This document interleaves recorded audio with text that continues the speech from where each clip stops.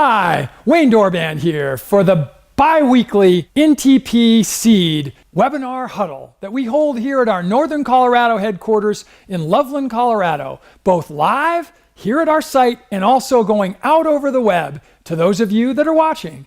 Enjoy what we have for you today. I am filling in for Wayne Dorband today, who is on assignment and traveling somewhere across our beautiful country.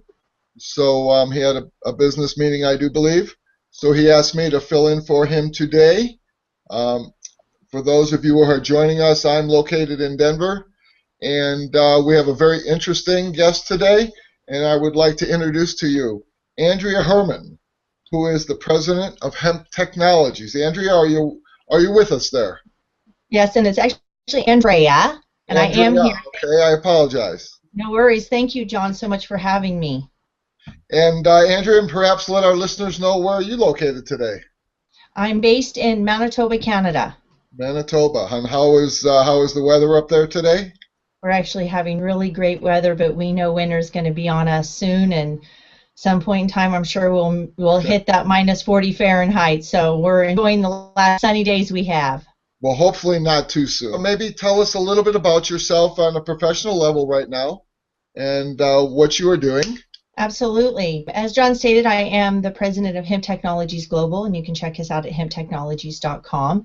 In addition, I am a professor at Oregon State University, assisting in launching the first 4-credit university-level course solely focused on industrial hemp. It's called WSE 266, which I was able to bring together upward of 20-some-odd other lecturers to present information pertaining to industrial hemp. It is an eCampus course that can be taken anywhere in the world, 4 credit or as an audited course or extended education. In addition, I am the current president of the Hemp Industry Association, the U.S.'s leading national nonprofit association, growing every day, including our state chapters that are coming on, really being the next driving force working within the states. Special committee member to the Canadian Hemp Trade Alliance, in addition to other memberships into national associations supporting organics, non-GMO, and the right to grow. So, for those who may not be so familiar with the term hemp, perhaps give our listeners a little background into quote-unquote hemp and its attributes.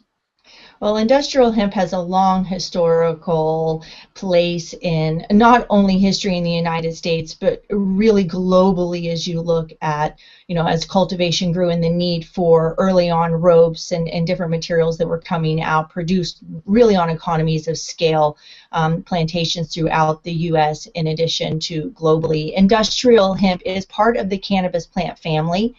It is a crop that's grown principally for its food, fiber, and other components that are now being discovered as we have more and more legitimate research that's coming on delivering what industrial hemp is. As you can see from the picture there, that's myself in an industrial hemp field that was being grown for production of grain, which will be produced which was produced into hemp oil, protein powders, hulled hemp, and a variety of hemp products that you can get on the market pretty much anywhere in the world.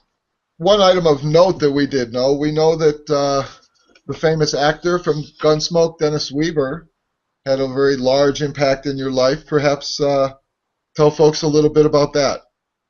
Yeah, I'm really thankful I never had the opportunity to meet Dennis Weaver and thank him in person, but while I was in my undergrad at then Missouri Southern State College, which now is Missouri Southern State University, which was Dennis Weaver's alma mater when it was a junior college in Joplin, Missouri, and he became an environmentalist late in life, and I actually got introduced to him in a different framework from watching Gunsmoke with my grandma when I was a kid. We had a documentary in a course I was taking while I was in high school, an entrepreneurship course, and the documentary was about Dennis Weaver's tire home. So that was how I was introduced to Dennis Weaver. And then while I was attending Missouri Southern State College, Dennis had keyed this term ecolonomics and had come to Missouri Southern State University to really help put together a kind of like a capstone course which incorporated biology, political science, economics, and sociology. And from that, I said, oh, this is perfect, right up my alley. And thankfully, I had a great leadership from my professors at Missouri Southern, and namely Dr. Jim Jackson in the biology department, which was my guidance counselor, who had suggested for me to become involved in this capstone course. And then when he really started talking about what my passions in life were, said that, my passion is really about industrial hemp. So what we were able to do was take the philosophies of ecolonomics and incorporate that into a bachelor's of general studies and focus my entire bachelor's of general studies on industrial hemp, but using the principles of ecolonomics, which shaped my future and shaped how my undergrad university work will push forward. So I'm thankful for all the professors that really helped me facilitate and build my own bachelor's, but based on the ecolonomics principles. And so, Anndrea, perhaps define in your own words then. I think those of us who have been around it for a while understand it, but perhaps give us a definition of, in your mind, ecolonomics. Ecolonomics is a way of looking, for me, at creating a sense of sustainability, not to greenwash that word, but a sense of sustainability, whether or not we're looking at an agricultural program or something in an office place. And we don't know what will actually happen first, whether it's an economic pressure, a biological pressure, a social pressure, or thought that comes within the community. So this is about focusing on a community, whether it's in an office or in a larger scale industry, on how we can use those principles to help shape sustainability within our sectors. Well, the way we always use it here in some respects is the blending of the economy with ecology, and finding the best ways to go about both, and tying them both together. So perhaps you touched on it a little bit, watching Gunsmoke, Dennis Weaver as a young girl. Why don't you tell us, where did you grow up? I grew up in Joplin, Missouri, and I used to go over to Baxter Springs, Kansas, and spend time with my grandma, where we would always watch Gunsmoke when she got off work late at night and really have a can of beans together, which was such a great memory. So I was born and raised in Joplin, Missouri, and then immigrated to Canada in the summer of 2004 after having my internship, which was facilitated through Missouri Southern State University in the Ecolonomics program. Well, there's my mom. And we'll assume the young one there is you. Yes, that is me. I do believe that was at my grandmother's house. So how old were you there? I think I was maybe 3 years old. That's about what I was going to guess. So let's stay on your childhood a little bit. So let's think back a little, and it'll probably be very easy for you because you're not that old. So you were 15 years old when you were growing up. It's a beautiful Saturday afternoon, and in Joplin. What would you find yourself doing? Oh, at 15 years old, I was definitely hanging out with all of my friends at Hampshire Terrace Apartments on 20th Street, and a group of girls. We ended up actually becoming known as the 20th Street Girls because we would always hang out together. And we all lived in a low-income apartment block, and I made some really great friends that I'm friends with still today. So it was a lot of hanging around the park, riding our bikes, popping up to the school and the local park. And there's some of my long-term friends back from Joplin, Missouri, when I was older than 15, but we still are together today. So when I go home for visits, it's great to see these ladies, and had the opportunity to see some of them just this past August as I was celebrating my 20th class reunion. It's amazing when you look at old photos now, just they're a little different than looking at our today's digital photos. But yet they're beautiful in their own way. So absolutely, and a picture of a picture. Now you mentioned, you briefly touched on Dennis Weaver as someone who had quite a bit of influence on you in your youth. Maybe can you expand on somebody else or a couple people that might have had a larger influence on you or an influence on you with what you led to down your career path to this day?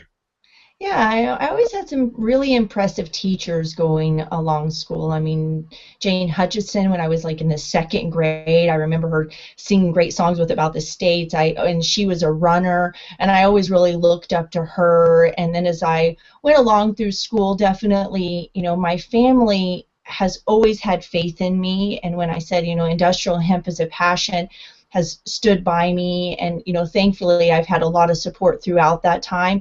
And of course, Dr. Jackson at Missouri Southern State University, who really said to me, Anndrea, what are you passionate about? What do you think the world is being wronged? And I said industrial hemp, and he told me, go make something happen. And with his encouragement and guidance with Dr. Bay and the rest of the staff there at Missouri Southern, it really helped shape my belief in the fact that academia can push you into a position and encourage you to place yourself in a position to where you can really do what you want to do and what you love to do in life.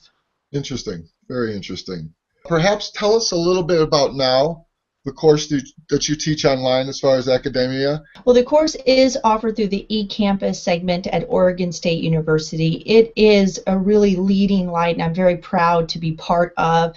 It's through the College of Forestry, Wood Science, and Engineering, and it was a course that was really developed to help roll out eCampus course for the new renewable materials section underneath the College of Forestry. Now, I've had students from all over the globe take this course, from all ages, from first-year students to seniors that are doing extended education that want to come on and learn more about industrial hemp. I've had military service persons and their spouses take the course. The course does last 10 weeks.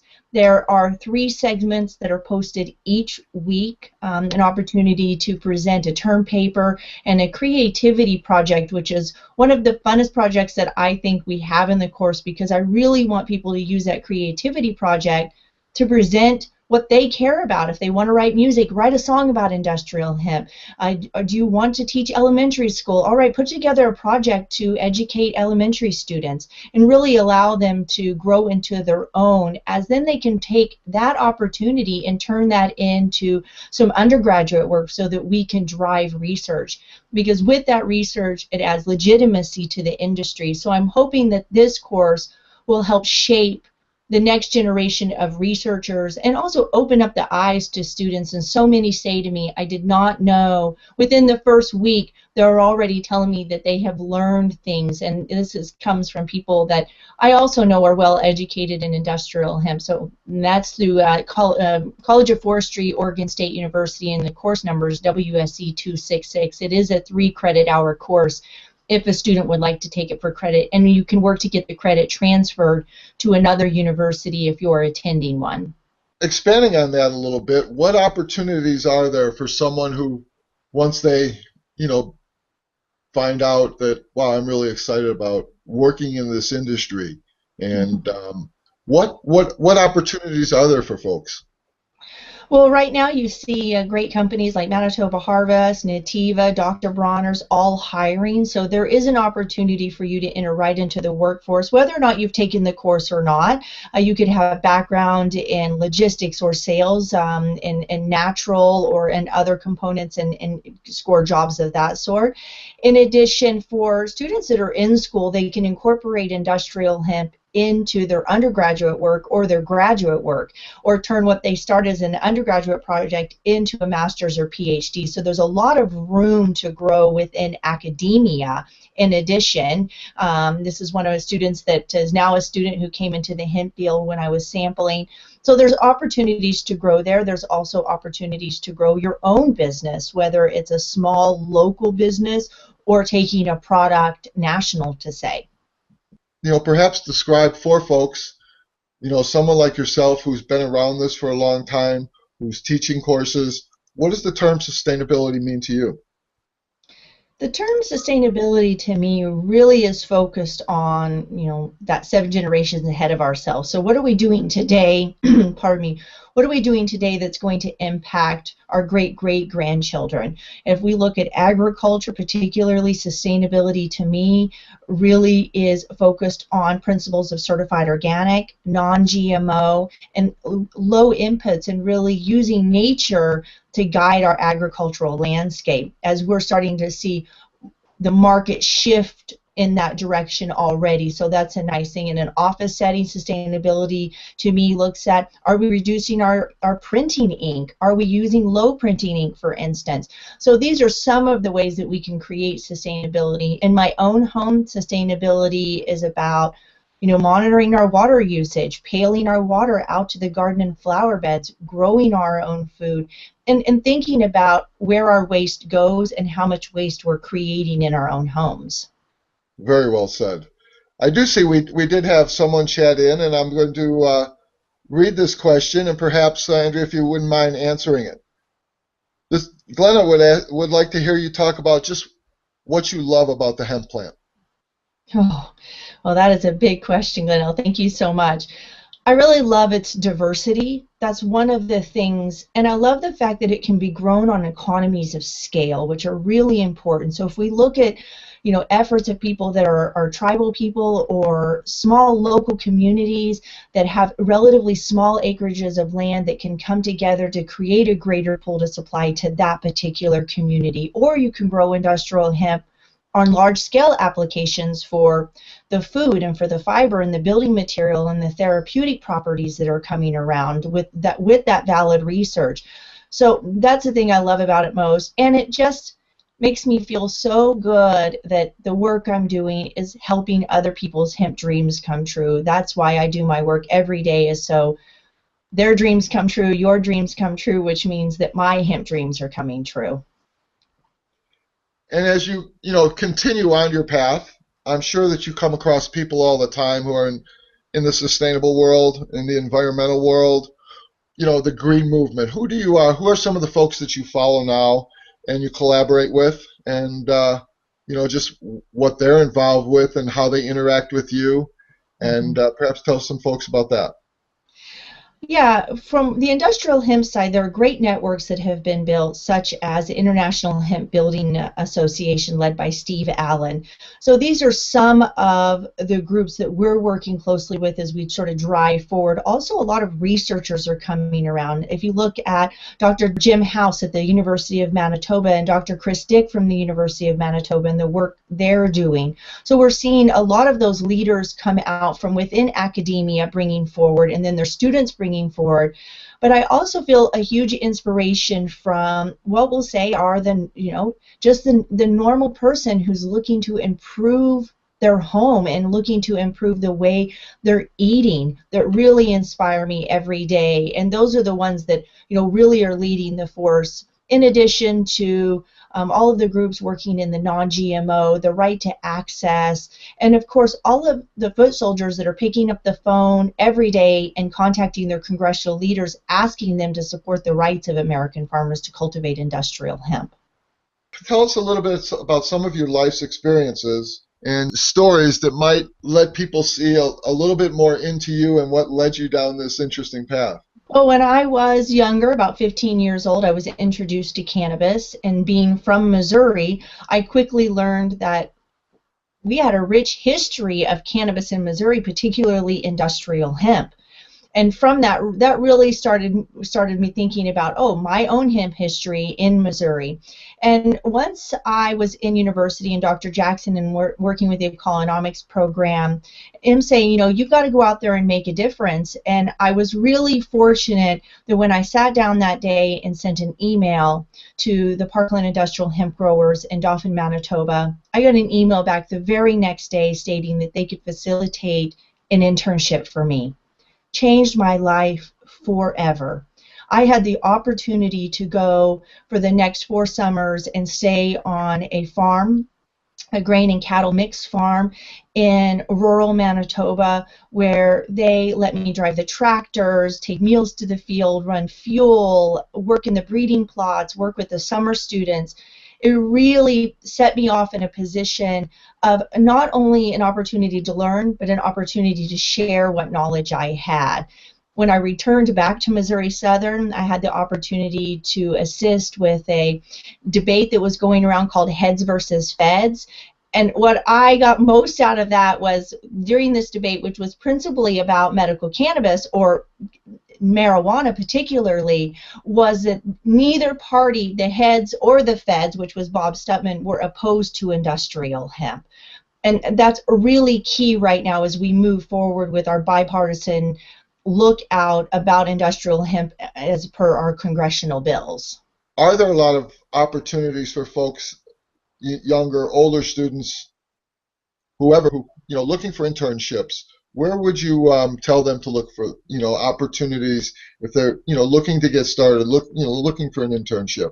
Often you can go down to your counselor or assistants within your campus, talk to your advisor about what companies would be interested or are currently hosting with the university. In addition, if you have an idea and you're looking at a company and thinking that they've got a really great product, you'd really be interested in working with them, reach out to them and let them know. Maybe they could give some remote work for you to just get your feet wet in a say, or come in a couple of days a week and help with some filing and any information that you can pick up. In addition, you can look at graduate work, for instance, or becoming a technician in a graduate program and helping a graduate student with their work, which sometimes those are paid or non-paid positions. The tough thing about internship is the actual hosting part. So if it's a non-paid, do you have a host, someplace to live, who's going to cover those expenses and feed you? So those are some of the issues. But there are companies that are looking for internships, but really it's about putting yourself out there, getting that CV together, getting your resume together, your transcripts, and sending it over to companies of interest. We know that you offer your course at Oregon State. Are there other universities that you could mention that you're aware of, or maybe there isn't, that offer courses, directly related to hemp? As courses directly related to hemp, I will say no. Oregon State University, to my knowledge, is the first and only university that has courses solely focused on industrial hemp. But what you are seeing is many university professors are starting to incorporate concepts of industrial hemp into their lectures, as industrial hemp is within the scope of what they're teaching about. So what we're looking at there is, if you look at the University of Connecticut, for instance, and Dr. Richard Pronis's project looking at biodiesel, you're also going to see many new projects come on board since we have the Farm Bill which passed, which included Section 7606 of the Farm Bill, which was the hemp legitimacy, pardon me, which allows universities within states that recognize industrial hemp and have regulations to start rolling out at university research. You're also seeing some great research coming in on the fashion side, for instance, in Northern California. So there are a lot of academics that are incorporating industrial hemp into their academic programs. Leandra, who's listening in online, asked a very interesting question. I think that's a perfect lead into what we were just discussing. Mm-hmm. And she was asking, what is the ideal growing environment for hemp farming? Climate, weather? Absolutely. And then also, if you could touch on, what are the challenges? Yeah, hi, Leandra. Great question. Any environment that's currently growing other grain crops, whether it be wheat, oats, canola, brassicas, or corn even, in those areas, industrial hemp can be cultivated. If they're growing in dry land conditions and they're growing grain crops, industrial hemp can be cultivated. If they're growing grain crops under irrigation, industrial hemp can be cultivated. So essentially, anywhere that's currently growing grain crops can grow industrial hemp. The climate is a very favorable throughout all of them, throughout the United States, whether you're growing for fiber or for grain applications. So one of the things that's really important as we look at the environment for growing industrial hemp is also looking at the varieties of industrial hemp that will be cultivated in those environments. So one of the key aspects of the future of industrial hemp in the United States is really helping develop solid breeding programs and starting off with some very basic variety trials so that we can discover what varieties are going to be the varieties best for us to start with, and then we can use those working underneath the scope of plant breeders' rights to help develop varieties that are really adapted to the environment they're going to be growing in. Based on your experience and what you've seen, what hemp industries do you expect to really make the biggest impact in the next few years? I see a huge impact coming from the building sector, in addition from the health, food, nutrition, and into the composite sector. But right now, I think a lot of the growth is going to be looking at restoration projects for homes as we start to look and move away from the desire to get out of the toxic home syndrome, essentially. So that's going to be a major move as we look forward to the cultivation of industrial hemp in the United States. But one of the key factors for those industries to move forward is going to be, number one, having the varieties that we know are going to grow. Well, firstly, we have to have our legislation in place. So we want to encourage everybody to go to votehemp.com, go to that Take Action tab, and reach out to your congressional leaders so that we can actually gain the federal right for states to start moving forward with commercial cultivation.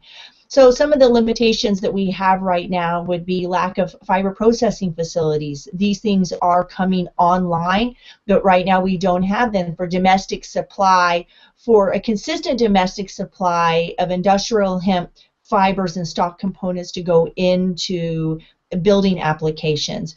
We also have a huge scope to grow when it comes to implementation of hemp as increase into the human food sector, but also opportunities that are arising in the feed sector for the animals. Perhaps describe for folks a few products that, with regard to in the building industry that you would see. You would be seeing such things as hempcrete, which is a combination of the inner core portion of the stalk mixed with a line binder plus water. It becomes an infill insulation, typically a non-structural component of the wall, so it essentially replaces the need for all of the pink insulation, but improves on your thermal mass and energy saving capacity, and we're seeing some energy savings upward of 50%. Some more, we're seeing reduction in some insurance. We're seeing more units being built in the United States, working within the building codes, and especially since there is now a movement within government to mandate green building and LEED building types of practices. In addition, you would be looking at non-woven bats, so a direct replacement for pink insulation, where you would use a non-woven hemp mat type of bat to replace into the pink insulation. And then there's going to be lots of composites coming out as that technology is being tested and true, in addition to components such as press boards. And who are some of the companies, the leaders, you might say, who are, developing technologies and really putting an effort into, hemp and its uses in the building? Perhaps some companies that people may be aware of or may recognize or they won't recognize. Yeah, there are many companies out there right now are educating about industrial hemp, such as ours at Hemp Technology Global. In addition, our colleagues that are members of the International Hemp Building Association, there is Cannabric in Spain, for instance. There's efforts happening with Tony Bowden and Hemporium down in South Africa, our colleagues at American Lime, and in addition to all the work that's happening in the UK. And so look at the International Hemp Building Association and look at their list of members, and those are all of our colleagues working out there in the industry. And a lot of grassroots efforts out there. You can get Steve Allen's book, Building with Hemp, and really from that book, you can go away and build your own home. You touched on another subject and another topic that is very, seems to be of great importance to people today, and that is, food and nutrition. And perhaps tell us a little bit about where hemp is being used there and its uses and the positives. Absolutely. Hemp foods are produced from the hemp grain, and this is what is harvested when the grower is growing pedigreed seed, planting certified seed, and harvesting the grain. And that grain is then processed into various different products, whether it be crushed for its oil and its meal, and the meal is then milled into different protein powders and flours. You can remove the hull, the outer portion of the hemp grain or the hemp seed, and get your nice little hulled hemp on the inside, so it's referred to as shelled hemp, hulled hemp, hemp hearts, or in Europe often direct in translation is peeled hemp. This is a really tasty product, and I always say hemp is a food, especially hulled hemp. If it's good food, it's good in it, on it, or with it. Some of the aspects that are prized within industrial hemp foods are its high levels of highly digestible proteins. In addition, its array of vitamins and minerals, including those trios of the zinc, the copper, And in addition to having the folates, the vitamin Bs, the thiamines, and also it's trypsin free, and which means that you're not going to get that sort of lull after you eat it, and it really helps sustain you. And it's got a very nice, soft, nutty flavor to it. So dropping some hemp oil on top of some bread or on top of your potatoes, making a salad dressing out, it really helps to add in a really great profile of flavors. If you could tell us one major benefit of hemp grain versus, as it's used with our foods, what would that be? Source of essential fatty acids, especially some of the super long-chain polyunsaturated fats, gamma-linolenic and stearidonic acid, GLA and SDA.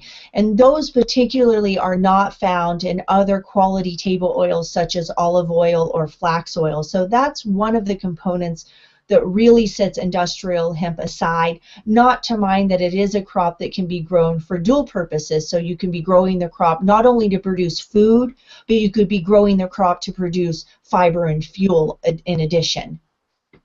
What is the difference in the cost, let's say, of raising, as we know it, regular grain versus hemp grain?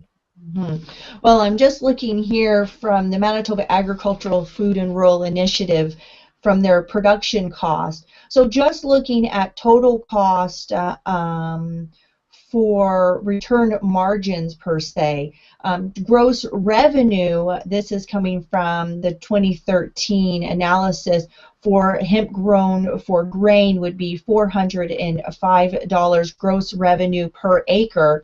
In comparison to wheat, for instance, at $239, and all the way down looking at flax at $286.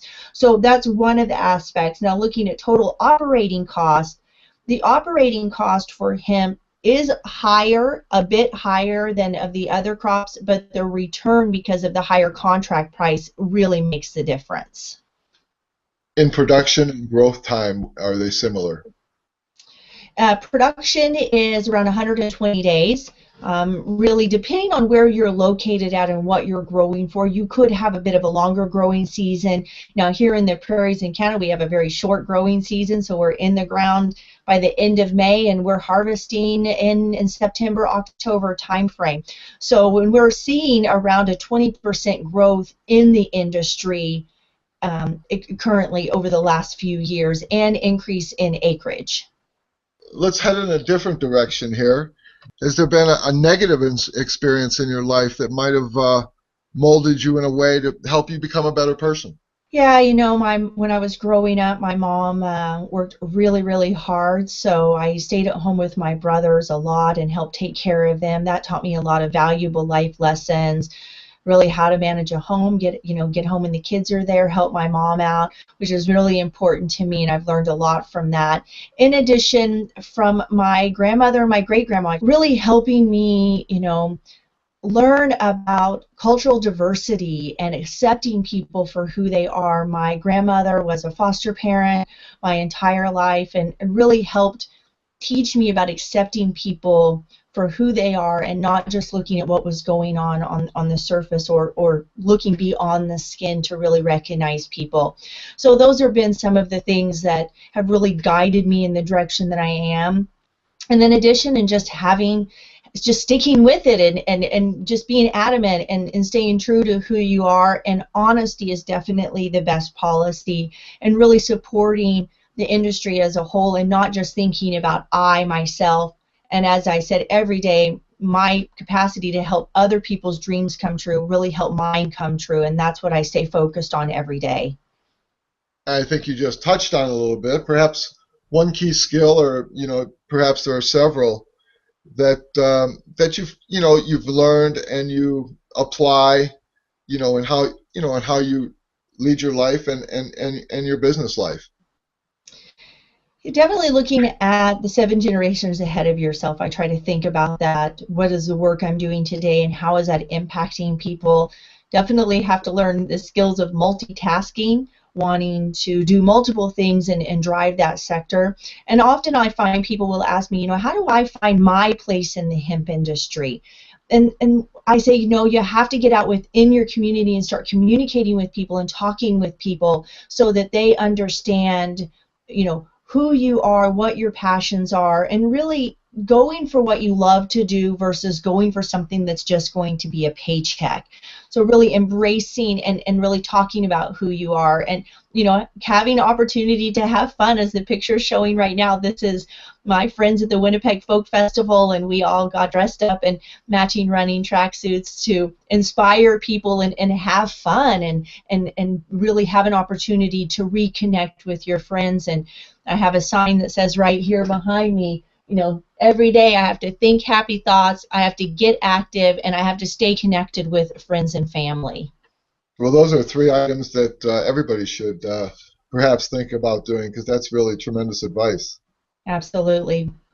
So you mentioned, the 7 generations, and what about, where do you see the hemp industry in another generation? Where, tell us a little bit about what your vision might be of where it might be headed, and just how much advantage can we take of it? Well, right now there's so much room to take advantage of all of the properties with industrial hemp, as it is a growing market. There's growing interest, and applications are being discovered daily in a way to incorporate industrial hemp into existing products. Those are all coming on board. In addition, there's going to be so much growth and opportunity on, as I said, on that education side as that starts to develop.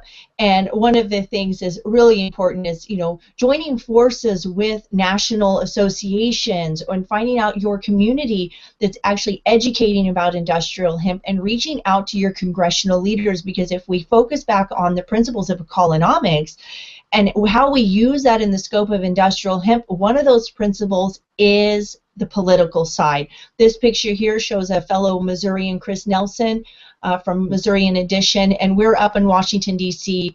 lobbying with Senator Claire McCaskill's office. So these are really important because your voice does matter, and right now industrial hemp has a blockade when it comes to our rights to cultivate it, and we have to change that on the federal level, and that's by really reaching out and becoming a political activist and just call them up and say, I'm concerned. What is industrial hemp? What's going to be the impact in the state of Missouri, for instance, if we cultivate this crop? And now we have growth happening. If we look at what's happening in Colorado, where you're based at, and in Kentucky, and in Vermont, we have legitimate research trials happening right now and legitimate production happening right now, cultivate industrial hemp. And so what I'm going to be seeing in the future is today's generations and the children that are visiting those farms today, they don't have any idea that industrial hemp is banned. Those babies that are going out and experiencing those hemp fields right now, they're just going to grow up with it being a very normal part of the farm. So I see within a generation, and what we've already seen in the past year with grassroots education such as Hemp History Week, getting out there and educating people, Teens Turning Green educating, university campuses conducting research, and it's starting to come back in to a topic at the family table and accepted as a food product. We're going to see the next generation not having to work so hard to overcome a stereotype of industrial hemp, where people think that it is medical marijuana or marijuana particularly as a general term. You touched on it a little bit. Is there federal support, or do you feel that there is not federal support? We do. We have great federal support right now with both the Industrial Hemp Farming Act that's sitting in the House, which is H.R. 525. We have around 50 co-sponsors right now of that bill, which is really important, is a bipartisan support. We have one supporter out of Missouri, Mr. Clay from up in the St. Louis area, and we have support growing from all over the United States becoming co-sponsors.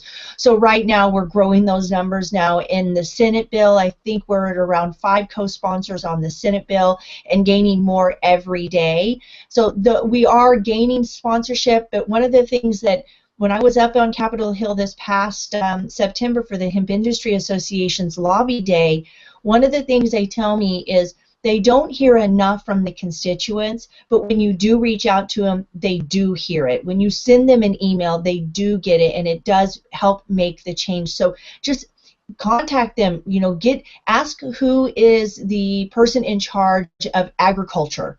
Get their email address, send them a little courtesy email when you hear a great piece of news that you want to share with them, and really encourage them to become educated themselves.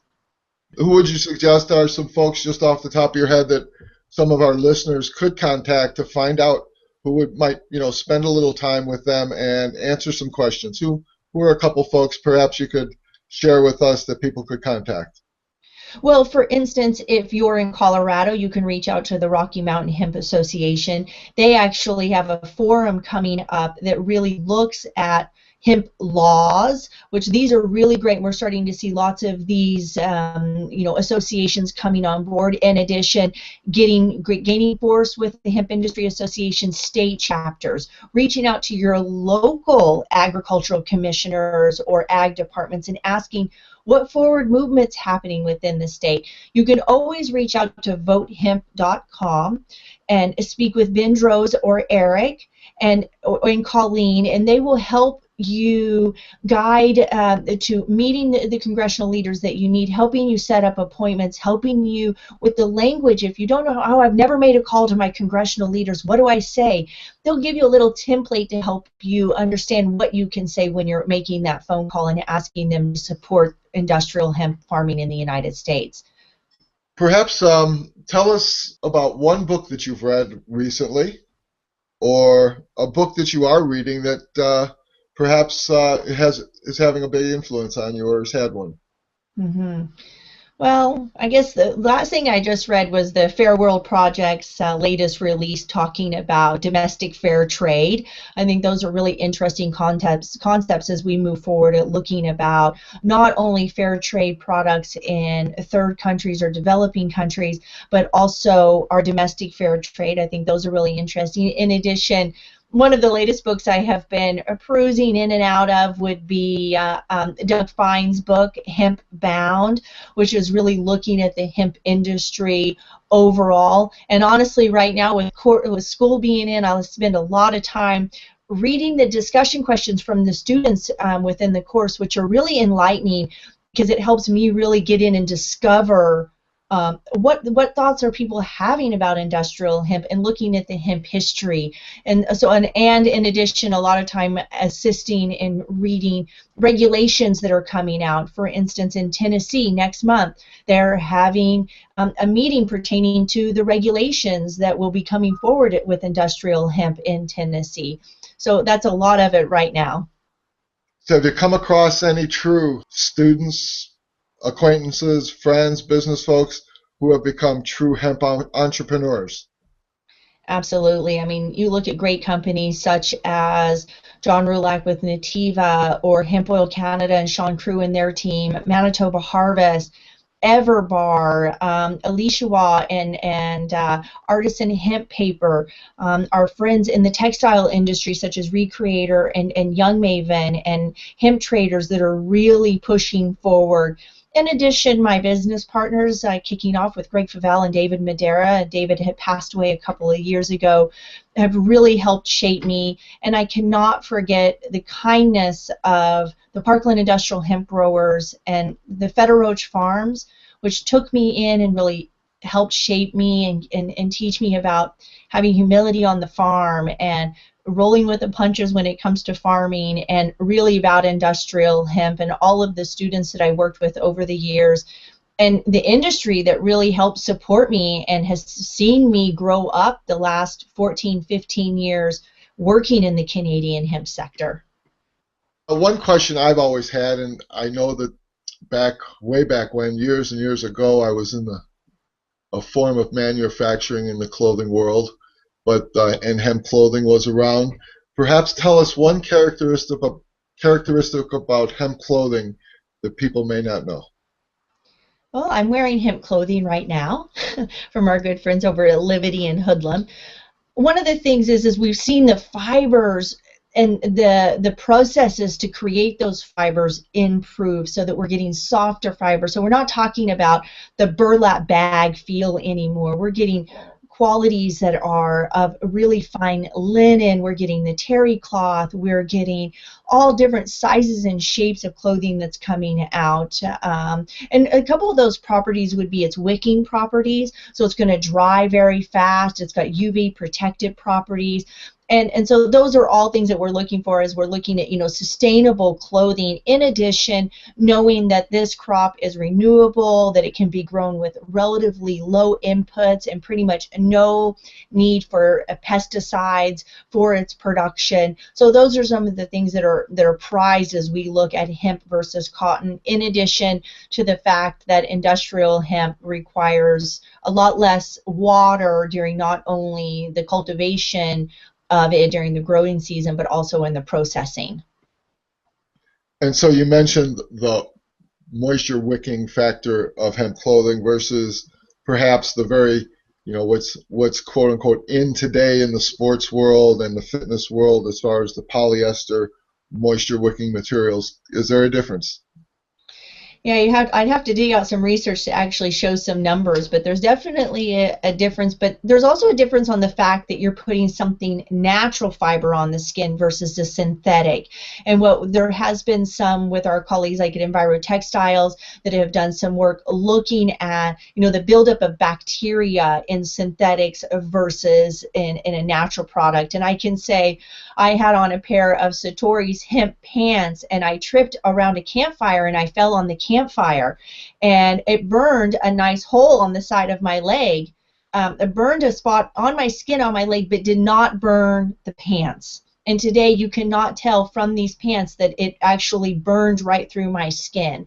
So if we look at those components also, anecdotal or not, if I would have had a synthetic material on and fell in that fire, it would have burned into my skin versus just burning through the fabric. And the fabric, I really feel, protected me from a burn that could have been worse. Interesting. Going back to the business side of things, if you had to have folks take a look at one company who you feel is their business model is a really good one in the hemp industry world, who would you recommend for folks to take a look at? Well, if they're looking on the side of food and cosmetics, great companies such as Living Harvest, Manitoba Harvest, and Nutiva come to mind. And there are a lot of grassroots companies out there that are growing and creating great products, just like Mary Jane's Gourmet. She's got some great mixes put together. So there's a lot of opportunity in that sector. Also, if we look at sectors for salad dressing. Now, if you're looking on cosmetics, you can look at great companies such as Mary Hemster's or Dr. Bronner's, for instance. And then bigger companies like Hempsies that are located all over. In addition, you can buy hemp cosmetics or hemp lotions in the Walmarts of America or Walmarts of the world. And there's a lot of growth in the cosmetic sector, particularly that we could be incorporating more hemp oil into cosmetics for that essential fatty acid profile. So as we're heading towards the end of our session here, perhaps is there perhaps a quote or a phrase that you'd like to mention, you feel folks would really be interested in and like to copy? Well, my friends would sing this song, doesn't take a miracle to cultivate a weed. Save your seeds. So that's really important to me, just to talk about, agriculture and industrial hemp and how this is a very natural crop that we can move forward for, and definitely, taking the time and, it's time to grow. That's what we're talking about. It's time to grow industrial hemp in the United States. It's a time to grow our industry, and it's time to grow our knowledge about industrial hemp and cannabis and help grow that knowledge in others also. So right now our key is it's time to grow United States industrial hemp. Do you think that the time to grow is going to perhaps move forward at an accelerated pace versus maybe what it has in the past? Do you think that the technologies are there now that it's just going to keep moving forward and faster and faster and faster and become, a more prominent product in our industry? Absolutely. We're going to see nothing but forward motion from here, especially as we have many states now, upwards of 19 states that have formal legislation in place. Lots of them are still developing the regulations that they're functioning under, but absolutely, it's nothing but growth from here on out. And we're not talking only about what's happening in the United States. We're talking about what's happening globally as we look at the cultivation of industrial hemp. We're seeing a rebirth of the cultivation in the Central European bloc, more production coming out of our colleagues in Asia. We're seeing variety trials happening in Uruguay and South Africa. We're seeing initiatives coming through from India. So we are talking about a global revolution when it comes to gaining access to cannabis, particularly, and industrial hemp. And that's one of the things I'm so thankful through my radio show, iHempRadio, as having an opportunity to invite people from around the world to come and share about their final vocabulary. And industrial hemp is a key word in my final vocabulary that will describe me when I'm gone from here and somebody wants to say, tell us one thing about Anndrea Hermann, and they're going to say, she was really passionate about industrial hemp. How do folks get to listen to your radio show? They can check us out at iHempRadio.com, and there is a Spreaker link there that will take you to Spreaker, or you can listen through the iHeartRadio platform, or check us out as we are part of the Time for Hemp Network, which is a 24/7 cannabis-related network, news in multiple different languages, and I'm just one of the shows 100% dedicated to education about industrial hemp. And you mentioned it's on Tuesdays? It's on Tuesdays, but you can stream the show at any day of the week. Well, perhaps we've got one more interesting question for you. And there's a gentleman, maybe you've heard of, John Lee Dumas. He hosts a very popular podcast. It's called Entrepreneur on Fire. And he always kind of surprises his guests with one question. And I will just read it for you. Okay. So if you woke up tomorrow, you found yourself on another planet that was just like Earth, and all of your daily needs were cared for, but all you had is your laptop and $500. What would you do for the next 7 days? Well, if I had a laptop and $500, I would probably make sure I was securing some internet service so I could start communicating with people right away, so I could spend the next days making their hemp dreams come true, and really just sharing as much information as I possibly could with everybody else out there in the world, knowing if my time was coming.